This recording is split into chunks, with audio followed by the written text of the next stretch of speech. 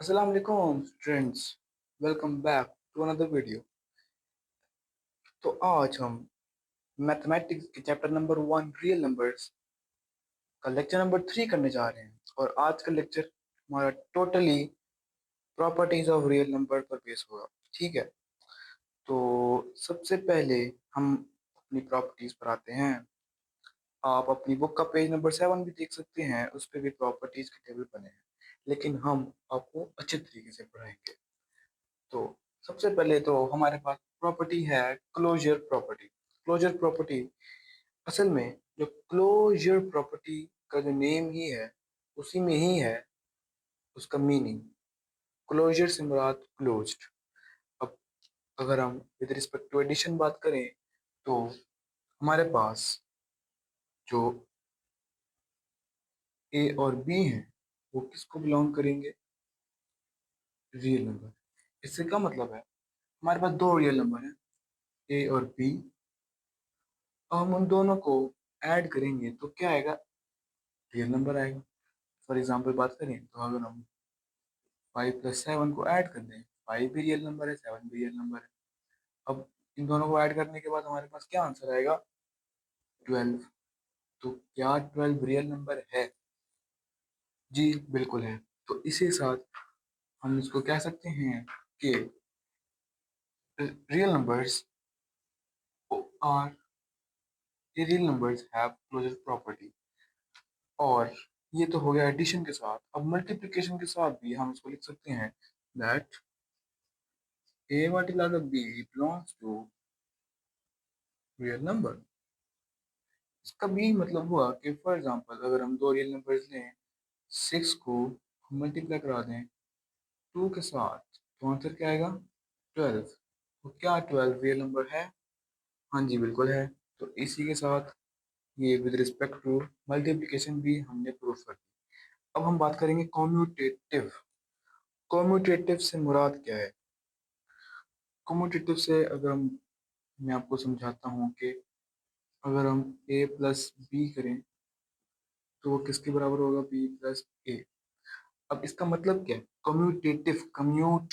Commutative का मतलब commute करना। मतलब अगर हम एक चीज में कुछ ऐड कर रहे हैं, तो अगर हम जो चीज ऐड कर रहे हैं तो उसी में पुरानी चीज ऐड करते हैं तो आंसर सेम आएगा। मतलब कि अगर हम 7 में 8 को ऐड कर रहे थे, तो 8 में 7 कर दें ऐड, तो फर्क तो कोई नहीं होगा, आंसर तो सेम ही आना है। आंसर तो 15 ही आएगा, जो कि रियल नंबर्स को बिलोंग करता है। तो इसी के साथ ये भी हमने प्रूफ कर दिया। अगर हम मल्टीप्लिकेशन की बात करें तो इसमें भी यही बात करेंगे that A B is equal to B A. Multiplication में भी तो कोई फर्क नहीं पड़ता, हम 3 × 5 करें या 5 × 3 करें, आंसर तो सेम ही आएगा। सेम ही आएगा ना।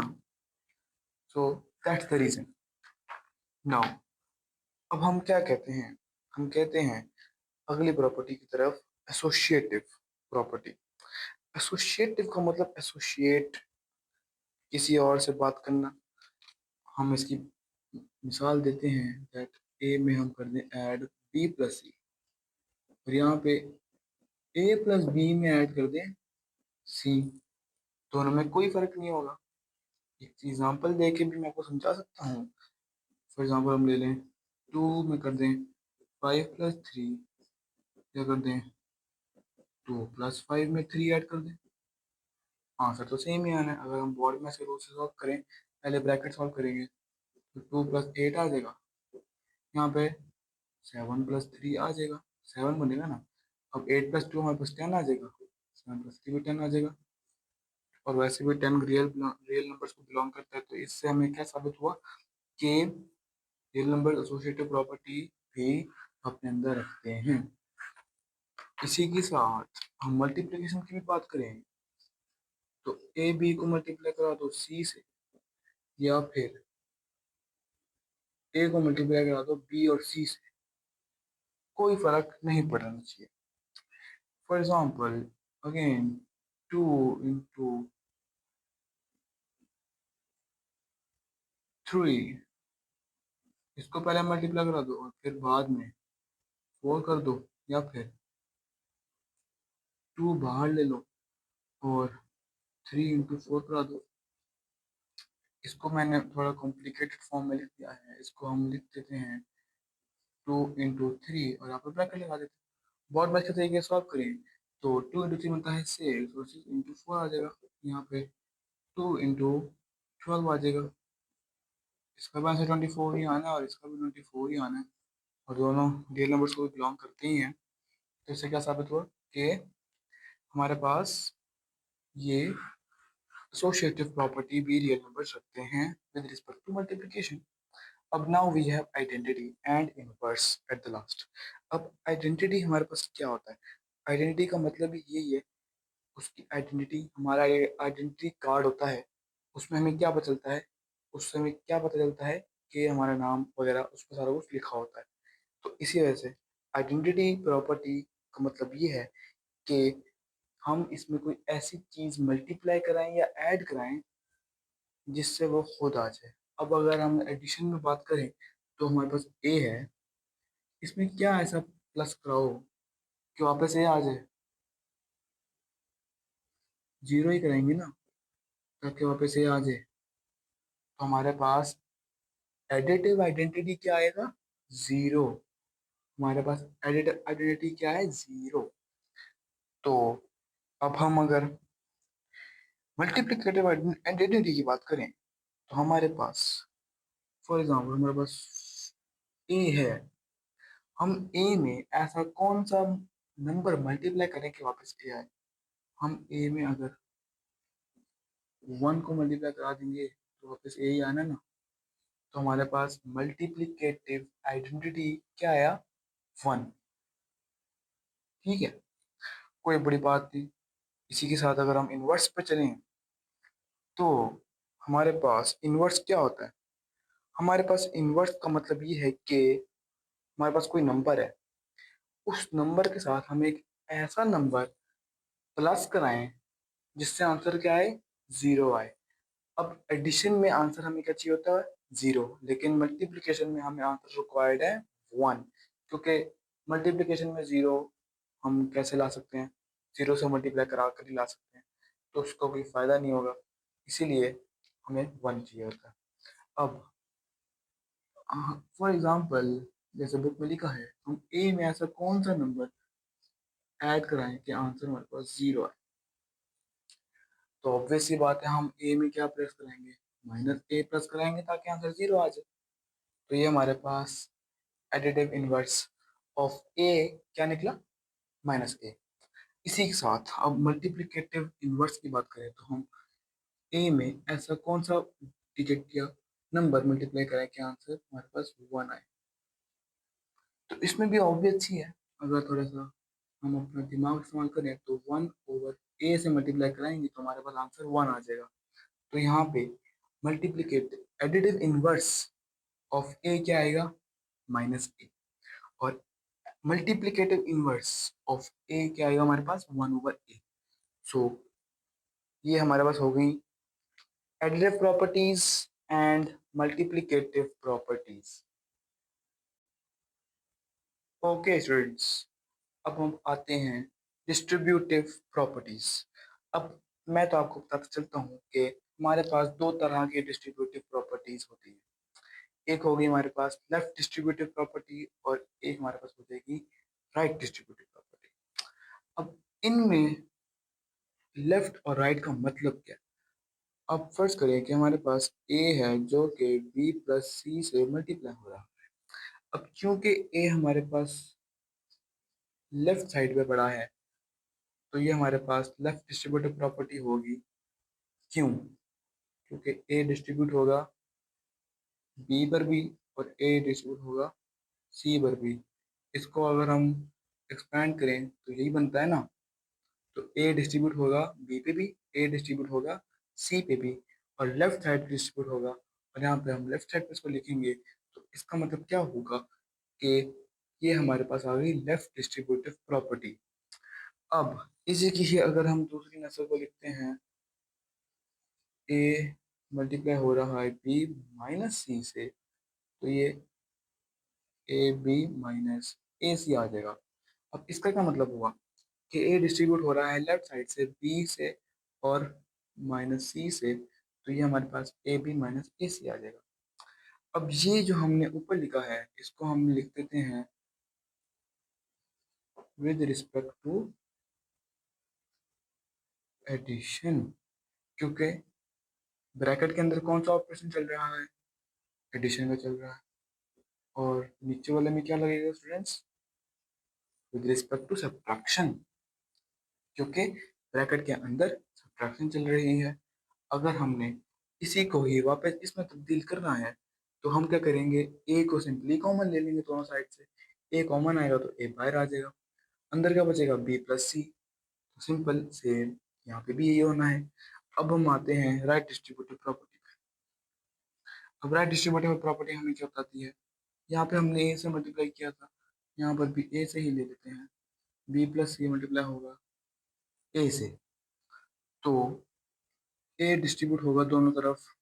लेकिन अब फर्क ये है कि ए डिस्ट्रीब्यूट होगा इक्वली दोनों की राइट साइड पे, बी के राइट पे और सी के राइट पे डिस्ट्रीब्यूट होगा। तो यहाँ पे अब चूंकि अंदर चल रही थी एडिशन, तो यहाँ पे लिख देंगे right distributive property with respect to addition. And similarly हम नीचे अगर बी माइनस सी कर देते हैं तो यहाँ पे कोई फर्क तो नहीं पड़ेगा ना, ये हमारे पास विद रिस्पेक्ट टू क्या आ गया, विद रिस्पेक्ट टू सब्ट्रैक्शन आ गया, कोई बड़ी बात नहीं थी। ये हमारे पास टोटल डिस्ट्रीब्यूटिव प्रॉपर्टीज आ गई। मूविंग ऑन स्टूडेंट्स, अब हम आते हैं प्रॉपर्टीज ऑफ इक्वलिटी की तरफ। सबसे पहले तो आप वर्ड इक्वलिटी को समझो। इक्वलिटी क्या है, इक्वल का सिग्नेचर है एक फंक्शन। अब इक्वलिटी में सिर्फ इक्वल टू नहीं आता, हमारे पास जो बचपन में पढ़ते आ रहे थे, ये टोटल 3 इक्वलिटीज के साइन होते हैं। जो ये है ये क्या रिप्रेजेंट करता है, लेस देन। अगर हम लिखें इसको 7 इज लेस देन 8, अब इक्वल टू का साइन को समझ करें, 7 इज इक्वल्स टू 7, ऑब्वियसली अब ये हमारे पास greater than, 7 is greater than 6। ये एग्जांपल्स में आपको समझा दिया इक्वलिटी का मतलब। अब हम अगर इसकी प्रॉपर्टीज की बात करते हैं तो हमारे पास सबसे पहली प्रॉपर्टी कौन सी है, रिफ्लेक्सिव।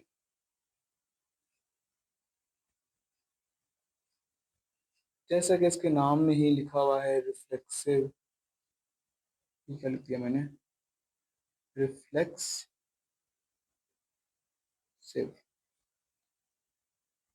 अब अब रिफ्लेक्सिव से क्या मुराद है, रिफ्लेक्सिव से हम अगर मिरर की रिफ्लेक्शन की बात करें तो हम मिरर में किसको देखते हैं, अपने आप को। तो हम ये कह सकते हैं ना कि हम ही हैं। तो इसी की तरह ए किसकी तरह, ए क्या है, ए अपने आप पे तो इक्वल है। अब यहाँ पर मैं अगर एक कंडीशन लगा देता हूँ तो किसी को कोई एतराज नहीं होना चाहिए, that A B and C for all, ये फॉर ऑल का सिग्नेचर है, आप इसको दिमाग में रख सकते हैं, बहुत मुश्किल नहीं है। और ये जो अजीब सा ई होता है इसको हम कहते हैं बिलोंग्स टू, और ये है रियल नंबर का सिंबल है, रियल नंबर का सिंबल। तो हम अब ए बी सी का क्या कह रहे हैं, रियल नंबर्स कह रहे हैं। अब रिफ्लेक्सिव में क्या हो रहा है, रिफ्लेक्सिव में हम कहते हैं, रिफ्लेक्सिव में ए किसके इक्वल है, अपने आप के इक्वल है, बी जो है अपने आप के इक्वल है, तो vice versa. Now coming on to the second point we have symmetric property. Symmetric का मतलब क्या होता है, अगर आप इन प्रॉपर्टीज के नाम से इन प्रॉपर्टीज को समझ लो तो ये प्रॉपर्टीज आपके फिंगर टिप्स पे होनी चाहिए, होती हैं। तो सिमेट्री आप बेसिक ज्योमेट्री में पढ़ते आ रहे हैं, सिमेट्री क्या होती है, सिमेट्री को हम एक बराबरी का निशान कह सकते हैं। जैसे हमारे पास एक रेक्टेंगल है, इसको कैसे लोग समझाते हैं, इसकी सिमेट्री कितनी है, सिमेट्रिक लाइंस कैसी है, एक सिमेट्रिक लाइन इसकी ये होगी, मतलब अगर उसको ऐसे फोल्ड करेंगे तो सेम सेम रहेगा, यहाँ से अगर फोल्ड करेंगे ऐसे करके तो भी सेम सेम रहेगा। तो अब रियल नंबर में सिमेट्रिक कॉन्सेप्ट क्या है? हम कह सकते हैं कि अगर ए बी के इक्वल है तो बी को भी ए के बराबर होना चाहिए। इसकी मैं एग्जांपल देके समझाऊंगा कि हमारे पास 4 का स्क्वायर है, किसके बराबर है? 16 के बराबर है ना। तो हम इसको कैसे लिख सकते हैं? 16 किसके बराबर है? 4 के बराबर है। कोई फर्क तो है नहीं ना दोनों में। तो ये हमारे पास क्या आ गई? सिमेट्रिक प्रॉपर्टी आ गई। कोई मुश्किल बात नहीं थी इसमें। Now we have our next property, that is transitive property.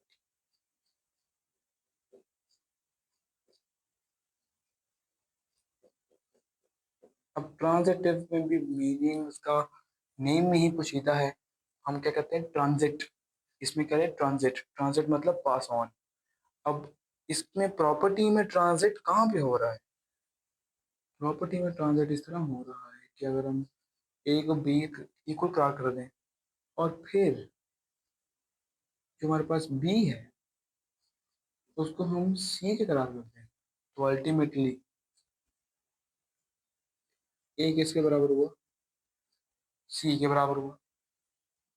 Transit हो रहा है ना, ए से बी, बी से सी। तो हम क्या कह सकते हैं? डायरेक्ट ए ही सी के बराबर है। सो दिस मीन्स के ट्रांजिटिव प्रॉपर्टी भी एक रियल नंबर की प्रॉपर्टी है। इसी के साथ अगर हम अगली प्रॉपर्टी की बात करें जो कि है एडिटिव प्रॉपर्टी। एडिटिव प्रॉपर्टी का मतलब क्या है? इसके भी नेम में साफ साफ लिखा हुआ है एडिटिव, इतना बड़ा बड़ा। एडिटिव का मतलब क्या होता है? ऐड होना किसी चीज में। तो इसी में प्रॉपर्टी में समझाते हैं। हमारे पास अगर है ए है जो कि बी के बराबर है, तो हम अगर ए में भी सी ऐड कर देंगे और बी में भी सी ऐड कर दें तो दोनों के भी बराबर ही रहेंगे, क्योंकि एक जैसा नंबर ही ऐड हो रहा है। इसकी एग्जांपल मैं दोबारा देता हूँ। हमारे पास 8 है और 2 का क्यूब है, दोनों बराबर है। हम इसको लिख दें, 8 को लिख दें हम +1, यहाँ पे लिख दें 2 क्यूब +1। बराबर ही रहना ना, 9 और 9 ही आना, दोनों ने बराबर ही रहना। ए ए इज इक्वल टू बी थे। अब ए प्लस सी और बी प्लस सी भी बी इक्वल ही है। तो ये हमारे पास क्या क्या है? एडिटिव प्रॉपर्टी हमारे पास आ गई। अब same to same without any difference हमारे पास आती है multiplicative property. Multiplicative property. Multiplicative property में वो क्या कहता है? वो यही कह रहा है ना कि अगर तो ए बी के बराबर है, तो अगर हम ए में भी सी मल्टीप्लाई करें और बी में भी सी मल्टीप्लाई करें, आंसर सेम ही रहना है। ये भी हमें पता है कि आंसर सेम रहना है। तो ये भी हमारे पास अगली प्रॉपर्टी होगी मल्टीप्लिकेटिव। अब जो हमारे पास लास्ट प्रॉपर्टी बचती है, वह लास्ट नहीं, हमारे पास दो प्रॉपर्टी बचती हैं, लेकिन वो आती एक ही की अंदर ही है, जो कि है कैंसलेशन प्रॉपर्टी। अब कैंसलेशन में अगर हम सबसे पहले की बात करें, एडिटिव। कैंसलेशन प्रॉपर्टी और एडिटिव और मल्टीप्लिकेटिव प्रॉपर्टी में कोई फर्क नहीं है, बिल्कुल सेम टू सेम। बस एक फर्क है कि हमने इसको ऑपोजिट कर देना है। अब मैं आपको दिखाता हूँ और फिर आपको अच्छी समझ आएगी कि इसमें होता क्या है। हमारे पास हमें पता है कि ए प्लस सी और बी प्लस सी बराबर है। इसका क्या मतलब हुआ? अब कैंसिलेशन में यहाँ पे दोनों चीजें में क्या कॉमन आ रहा है? सी कॉमन आ रहा है, सी दोनों में आ रहा है। अब अगर हम इसको कैसे लिख सकते हैं? हम इसको लिख सकते हैं A equal to B without with cancellation. हम दोनों तरफ सी को कैंसिल कर दें। अब अगर लॉजिकली बात करें तो यहाँ पे सी क्या हो रहा है? प्लस हो रहा है। यहाँ पर सी चला जाएगा तो माइनस हो जाएगा। इससे क्या मतलब हुआ कि यहाँ पे माइनस हो गया तो प्लस सी माइनस सी कैंसिल हो गया, प्लस सी माइनस सी कैंसिल हो गया ना, बीच में भी क्या बचा, ए कुछ भी बचा, ये भी है। लेकिन ये क्या है, विद रिस्पेक्ट टू एडिशन। अब अगर हम बात करते हैं विद रिस्पेक्ट टू मल्टीप्लीकेशन, तो इसमें क्या होगा, हमारे पास ए सी बराबर है बी सी है, ठीक है। तो हम इसको कैसे लिख सकते हैं, ए इक्वल टू बी लिख सकते हैं।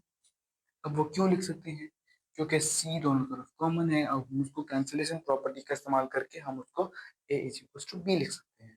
अब कैंसिलेशन प्रॉपर्टी सेम, मैं लॉजिकली आपको समझाने की कोशिश करता हूँ कि अगर यहाँ पे सी ए से मल्टीप्लाई हो रहा है तो यहाँ जाके क्या होगा, सी डिवाइड होगा, यहाँ पे आगे डिवाइड होगा तो सी और सी कैंसिल हो जाएंगे और फिर ऊपर क्या आएगा, सिर्फ बी रहेगा। तो यहाँ पे ए था वहां बी रह गया, तो हमारे पास अल्टीमेटली क्या बचा, ए इज इक्वल टू बी। तो ये हमारे पास क्या आ गई, प्रॉपर्टीज ऑफ इक्वालिटी। अब हम अपनी लास्ट टाइप ऑफ प्रॉपर्टीज पर आते हैं जो कि हैं ऑर्डर प्रॉपर्टीज। अब ऑर्डर प्रॉपर्टीज में सबसे पहले हमारे पास कौन सी प्रॉपर्टी आती है, इसका अजीब सा नाम है ट्राइकॉटमी। अब ट्राइकॉटमी हमें क्या एक्सप्लेन करती है, ट्राइकॉटमी हमें एक्सप्लेन करती है कि फॉर ऑल, मतलब ए बी सी हमारे पास रियल नंबर है। मैंने सारी प्रॉपर्टीज के लिए जनरल लिख दिया है क्योंकि सारी प्रॉपर्टीज में रियल नंबर की बात करेंगे। अब ट्रैक कॉन्टिन्यूम में क्या कहती है कि हमारे पास ए और बी हैं, या तो वो ए बराबर होंगे, ए और बी, या तो ए ग्रेटर होगा बी से, या तो ए लेस देन होगा बी से। हमारे पास सिर्फ और सिर्फ तीन चांसेस हैं, या फिर तीन, क्या कह सकते हैं इसको, प्रोबेबिलिटीज हैं कि या तो ए बराबर होगा, या छोटा होगा, या बड़ा होगा। इससे बरअक्स हमारे पास कोई भी, क्या कह सकते हैं इसको, चांस या फिर हमारे पास कोई प्रोबेबिलिटी एक्स्ट्रा नहीं है, यही हो सकते हैं, ठीक है। ये हमारे पास सिंपल सी ट्राइकोटोमी प्रॉपर्टी होगी। Next we have transitive. जैसा कि अभी थोड़ी देर पहले ही हमने ट्रांजिटिव पढ़ा है, मतलब ट्रांजिट मतलब पास ऑन। अब इसकी भी दो एग्जांपल्स हैं कि अगर ए बड़ा है बी से, एंड दोबारा बता रहा हूँ ये हैट का साइन एंड रिप्रेजेंट करता है, अगर ए बड़ा है बी से और बी बड़ा है सी से, तो इसका क्या मतलब हुआ कि ए बड़ा है सी से, ए से बी से सी, मतलब A is greater than B, A is greater than and C, ठीक है। अब इसी को अगर हम ऑपोजिट करके लिख दें तो कोई फर्क नहीं पड़ेगा, A is less than B and B is less than C, so we can say that A is also less than C। ये हमारे पास क्या आ गई, ट्रांजिटिव प्रॉपर्टी आ गई, कोई मुश्किल की बात नहीं थी। अगर हमारे पास A B से बड़ा है और B C से बड़ा है, ऑब्वियस सी बात है कि A C से बड़ा ही होगा। फॉर एग्जाम्पल, अगर 7 हमारे पास 6 से बड़ा है और 6 हमारे पास 5 से बड़ा है, तो ऑब्वियस सी बात है कि 7 5 से बड़ा ही होगा ना, है ना। ये इसका मतलब हो गया। अब हमारे पास थर्ड प्रॉपर्टी जो आती है, ये थोड़ी सी लेंथी है, लेंथी तो नहीं है, आसान ही है, ओके सेम ही है। इसको हम कह देते हैं एडिटिव प्रॉपर्टी। इसमें भी नाम में ही लिखा हुआ है एडिटिव, इतना बड़ा बड़ा। इससे क्या मुराद है, हमने भी पढ़ के आए हैं, अगर हमारे पास ए बी से बड़ा है तो ए में भी सी ऐड कर दो, और अगर बी में भी सी में ऐड कर दो, तो ए प्लस सी बी प्लस सी से हमेशा बड़ा ही रहेगा, क्योंकि सेम नंबर ऐड हो रहा है तो वो बड़ा ही रहना है। इसी के साथ अगर हम इसको ऑपोजिट करके लिखते हैं तो इसका भी कोई फर्क नहीं पड़ेगा। उसको ऐसे लिख सकते हैं कि A plus C is less than B plus C, क्योंकि A was less than B earlier. तो ये हमारे पास क्या होगी, एडिटिव प्रॉपर्टी होगी, इजी तरीन। अब हमारे पास आती हैं दो प्रॉपर्टीज जो कि थोड़ी थोड़ी समझने और सुनने वाली हैं। तो गौर करिएगा। सबसे पहले हमारे पास आती है मल्टीप्लिकेटिव प्रॉपर्टी। मल्टीप्लिकेटिव प्रॉपर्टी, इसमें हमें क्या पता है। अब अगर हम पुरानी प्रॉपर्टीज को मद्देनजर रखते हुए समझें तो ये हमें क्या बताती है, दैट अगर ए बी से बड़ा है तो ए सी भी बड़ा होगा बी सी से, और अगर ए बी से छोटा है तो ए सी भी छोटा होगा बी सी से। लेकिन यहाँ पे सिर्फ दो प्रोबेबिलिटीज नहीं है, यहाँ पे हमारे पास थोड़ी सी और प्रोबेबिलिटीज है। अब यहाँ पे हमारे पास ए जो है बी से बड़ा है और ए सी भी बी से बड़ा, बी सी से बड़ा ही होगा सिर्फ तब जब सी जो है जीरो से बड़ा होगा। सिर्फ तब जब सी जो है जीरो से बड़ा होगा। यहाँ पर भी सेम रीजन। अब नेक्स्ट, ए बड़ा है बी से, लेकिन ए सी बी सी से बड़ा नहीं है, छोटा है, लेस देन है। तो वो क्यों है, if C is less than zero. इसी के साथ हमारे पास जो हमारी फोर्थ प्रोबेबिलिटी आती है वो है ए लेस देन है बी से, लेकिन ए सी जो है वो ग्रेटर है बी सी से, क्योंकि सी जो है जीरो से छोटा है। अगर मैं इसकी आपको एग्जांपल से समझाऊँ तो हमारे पास फॉर एग्जांपल हमारे पास है एक नंबर थ्री है ए, और टू है दूसरा, इससे बड़ा है।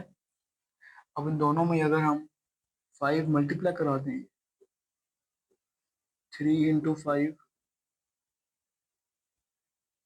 एंड टू इंटू फाइव, तो ये बड़ा हो गया कि नहीं। ये हमारे पास क्या है, ये 15 आएगा और ये 10 आ जाएगा, तो ये हमारे पास बड़ा हो गया। लेकिन क्यों, बिकॉज जो सी है, मतलब जो हमारे पास फाइव है, वो जीरो से बड़ा है।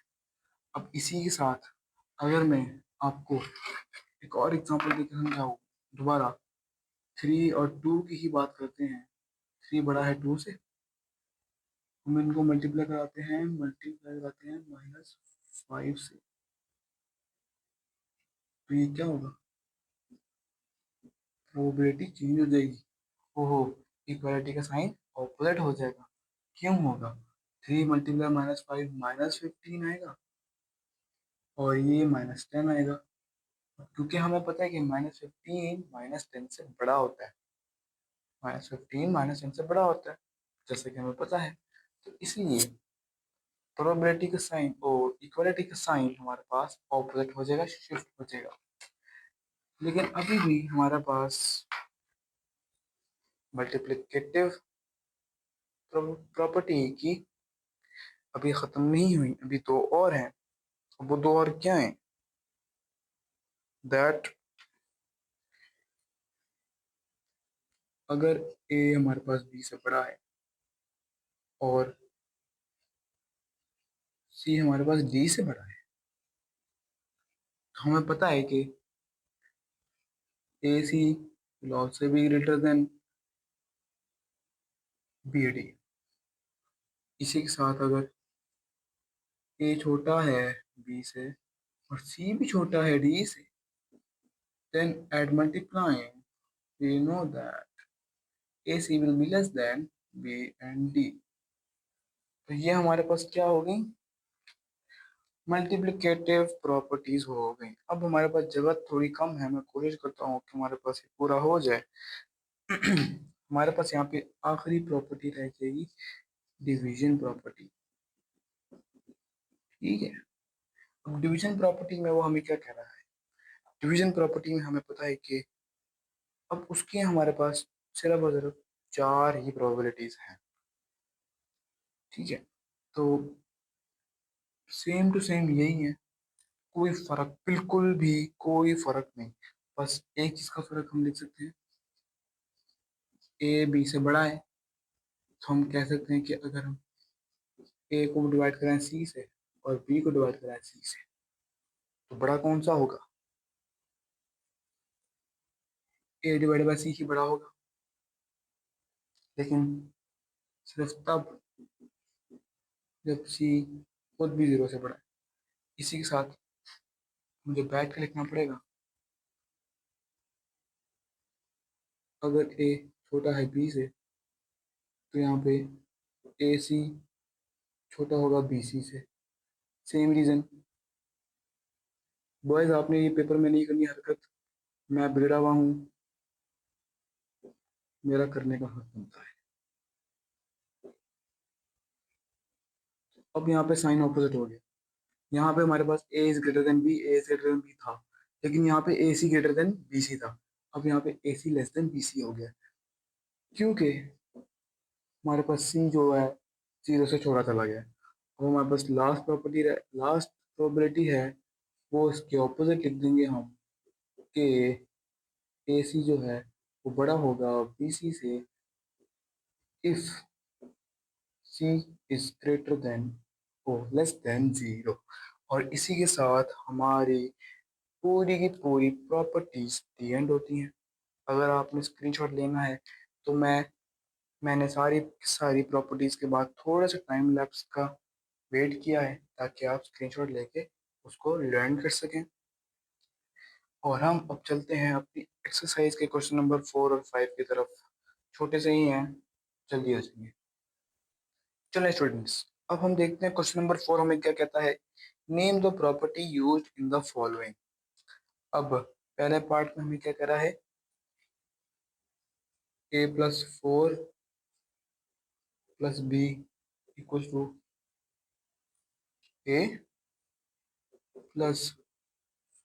+ b। कोई बड़ी बात नहीं है, इसमें हमें क्या कह रहा है, हमने भी पढ़कर आए हैं, पीछे करके आप देख सकते हैं। हमें कह रहा है associative property with respect to addition लिख सकते हैं, क्योंकि एसोसिएटिव प्रॉपर्टी मल्टीप्लिकेशन में भी थी। इसी के साथ अब दूसरे पार्ट पे आते हैं। दूसरा पार्ट क्या है, √2 + √3 = √3 + √2। अब हम अगर टू को जो है ए सपोज कर लें और थ्री को, √2 को ए सपोज कर लें, √3 को बी सपोज कर लें, तो हम पढ़कर आए थे कि ये होती है कॉम्यूटेटिव प्रॉपर्टी। अब बीच में क्या हो रहा है, ऑपरेशन एडिशन का हो रहा है, तो विद रिस्पेक्ट टू एडिशन, कोई मुश्किल बात नहीं। इसी के साथ हम आते हैं अपने थर्ड सवाल पे, जो कि है x - x = 0। ये थोड़ा सा इजी है,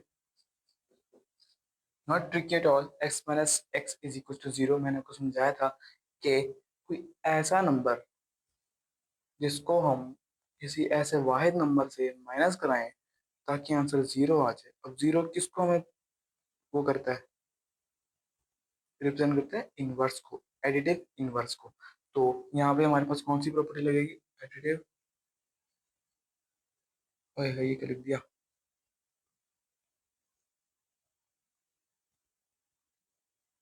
additive inverse. So moving on, हमारे पास नेक्स्ट आती है फोर्थ। अब फोर्थ में हमें क्या कह रहा है, ठीक है, a × b + c। A plus B into सी,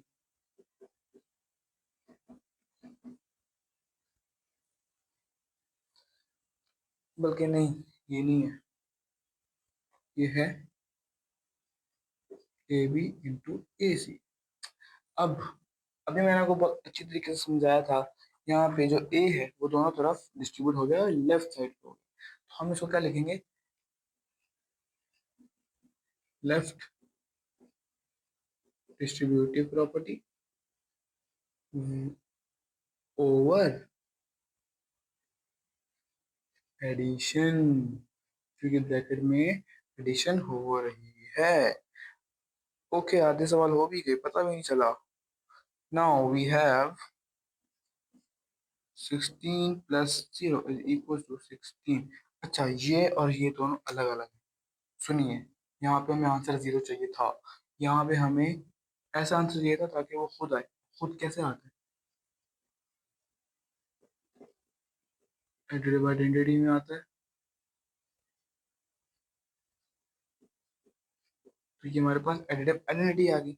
अब सिक्स सवाल क्या कहता है हमें, 100 multiply by 1 is equal to 100। कोई फर्क नहीं है इसमें भी, लेकिन ये क्या है, ये ये मल्टीप्लिकेटिव आइडेंटिटी है।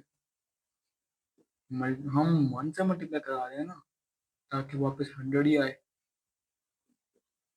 So that's why.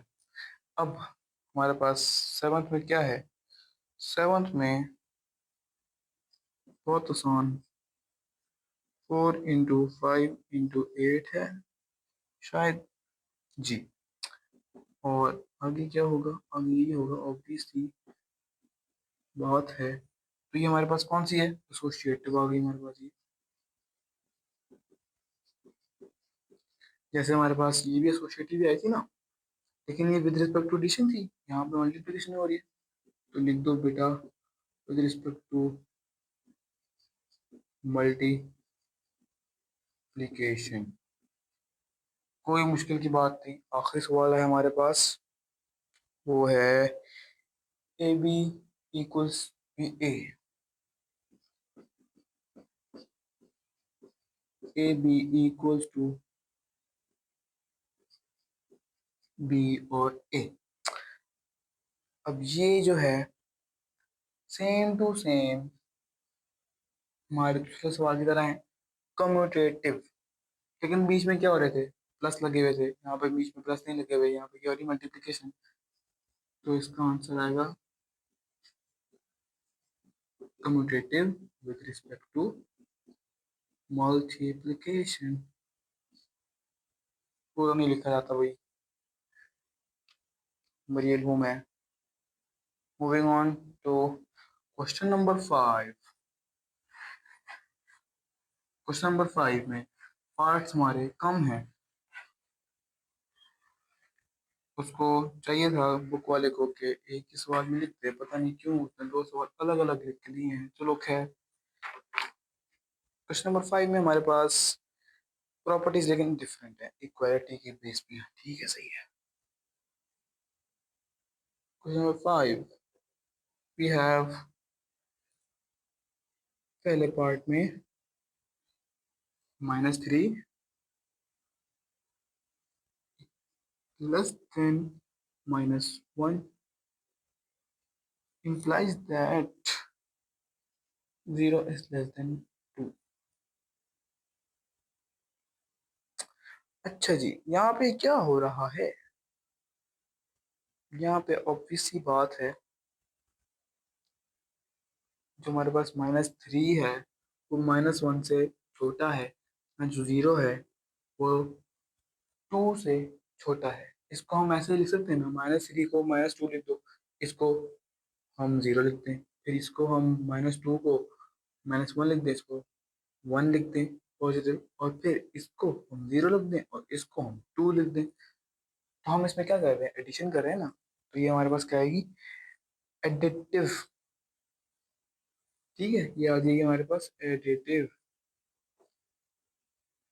हम इसमें क्या ऐड करें, -3 में क्या ऐड करेंगे, ये 0 हो जाए, इसमें हम अगर +3 ऐड करेंगे तो 0 आएगा, तो फिर इसमें भी +3 करना पड़ेगा, इसमें +3 करेंगे तो 2 आ जाएगा। तो ये हमारे पास क्या होगी, एडिटिव। ठीक है, तो नेक्स्ट वी हैव इफ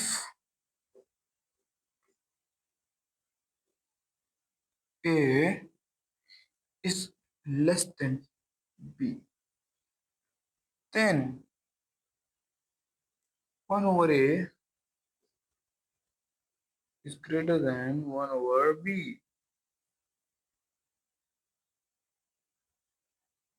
ये हमारे पास रेसिप्रोकल आ गई है।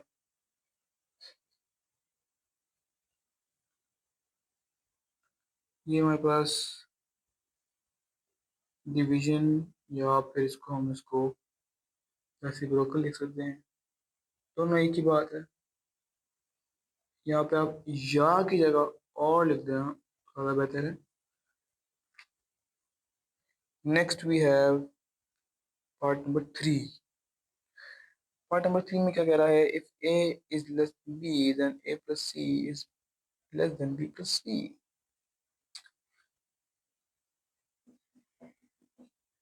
A is less than B, then A plus C is less than B plus C। यार भाई ये तो इसने डायरेक्ट ही लिख दिया, जो हमारे पास प्रॉपर्टी की एग्जांपल लिखी हुई थी हमने, या जो फॉर्म लिखी हुई थी, तो एग्जैक्ट डिट्टो कॉपी लिख दी है। तो ये तो हमारे पास ऑब्वियसली एडिटिव ही है, साफ नजर आ रहा है। अब अगला सवाल क्या हमारे पास, फोर्थ है। अच्छा, अब A C is less than B C and C is greater than 0, then A is less than B. A C हमारे पास क्या है, बी सी से लेस है, लेस ही है ना। जी, हमारे पास ए सी बी सी से लेस है। तो वो ये कह रहा है कि अगर सी जो है 0 से बड़ा है, सॉरी 0 से बड़ा है, देन ए को जो है ना बी से भी छोटा होना चाहिए। तो ये हमारे पास क्या है, ये तो यार वही आ गई, ये पार्ट नंबर 4 है ना। तो इसका आंसर क्या आएगा, मल्टीप्लिकेटिव मल्टीप्लिकेटिव प्रॉपर्टी। असल में हमें सिर्फ प्रॉपर्टीज को आइडेंटिफाई कराना है, हमारे पास सवाल भी यही है। ठीक है, नेम ही करना है, तो इसमें कोई बड़ी बात है नहीं। अब पार्ट नंबर 5 और 6 ही रह गए हैं, वो भी करा देते हैं। हमारे पास पार्ट नंबर 5 क्या है, A C is less than B C then C is less than 0, then A. अच्छा, इसमें भी वही बात की है। अब ए सी हमारे पास लेस देन बी सी, लेकिन सी जो है वो 0 से छोटा है, तो हमारे पास ये क्या आएगा, ए जो है बी से बड़ा आ जाएगा। अब ये हमारे पास क्या है, तो ये भी वही बात होगी यार, ऊपर वाली बात उन्होंने नीचे लिख दी है, लेकिन थोड़ा सा चेंज कर दिया सी से, तो ये मल्टीप्लिकेटिव आ गई। Last but not the least, we have either A is greater than B, या फिर A is equal to B, और A is less than B. ये हुई ना प्रॉपर्टी कोई, तो ए बड़ा है बी से, या तो ए बराबर है बी के, या तो ए लेस देन है बी के। अब इस प्रॉपर्टी को मैंने ऑर्डर प्रॉपर्टीज में सबसे पहले समझाया था, और इसका आंसर होता है ट्राइकोटोमी।